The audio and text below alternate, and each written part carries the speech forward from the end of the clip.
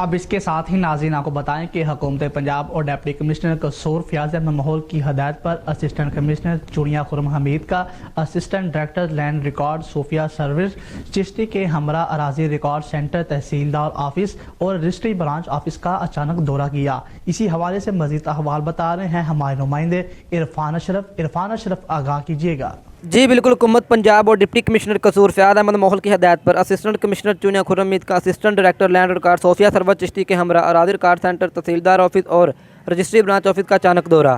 Assistant commissioner Chunian Khurram Hameed ने दौरे के दौरान assistant director land record Sofia Sarwar Chishti से ब्रीफिंग ली और अराजी रिकॉर्ड सेंटर में सफाई सुथराई, फ़र्द इंतकाल टोकन, स्टाफ की हाज़िरी और दीगर साइलेन से मसाइल व सहूलियात के बारे में दरियाफ्त किया। अवामुल नास को हर तरह का इंसाफ फराहम किया जाएगा। आने वाले साइल इनको म्यूसी का सामना नहीं करना पड़ेगा।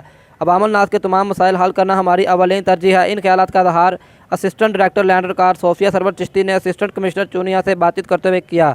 इन्होंने मज़ीद कहा तमाम साइलिन को हर तरह की सहूलियात फराहम की जा रही है। जी।